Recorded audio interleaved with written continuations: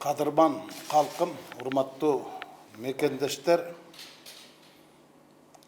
алып урушкан саясаттын агымы, эртеңки шайлоонун эпкини, аксап бараткан Ата Мекен, ташыркап калган саясат бизди минтеп ушул нерседен чыгара турган жаңы дем деген бириктигиге башыбызды бириктирип отурат. Арине бирлик бар жерде тирлик бар демекчи. Бул бир четинен азыркы замандын шарты, азыркы тарыхтын талабы, же болбосо ата бабанын салты десем аша кетпей чыгармын.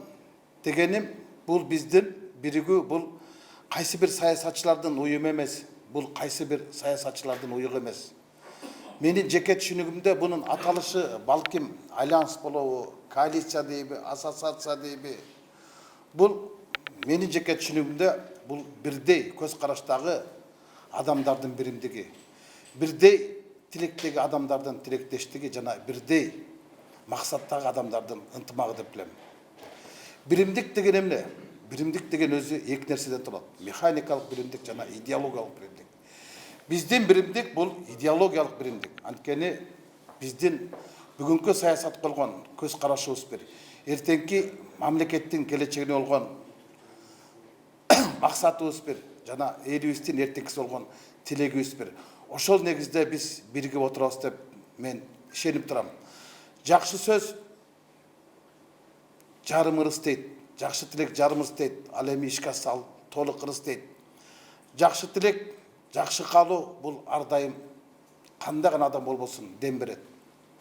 Биздин ынтымак мамлекет үчүн дем берет деп мен терең ишенип кетем. Тилектештик дегеним биздин тилегибиз бир. Бабаларыбыз те замандан бери эле батасын берип келген. Батанын негизги өзөгүн бул каалоо тилек түзөт. Демек бул тилектештик. Ал эми эмне үчүн айтып атам? Биримдик деп. Биримдиктин синоними бул ынтымак. Биздики биригүүнүн негизги максаты бул ынтымак.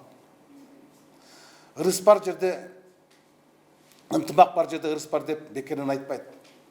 Бир кезде биз бала кезде бир жомокту жакшы билчү эмес белек.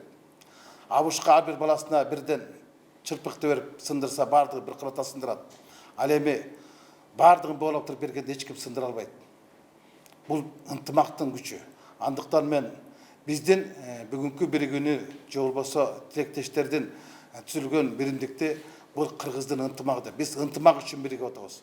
Биз ынкылап үчүн эмес, эң ирде ынтымак үчүн биригип атабыз. Эгер ынкылап боло турган болсо, ал адамдардын аң сезиминде гана ынкылап болуш керек. Ал эми кыргыз жеринде бир гана ынтымак болуш керек. Анан жаңы дем деген жаңы түзүлгөн биримдиктин келечеги кең болсун, өмүрү узун болсун деп баардыгыңыздарды куттуктап кетмекчимин.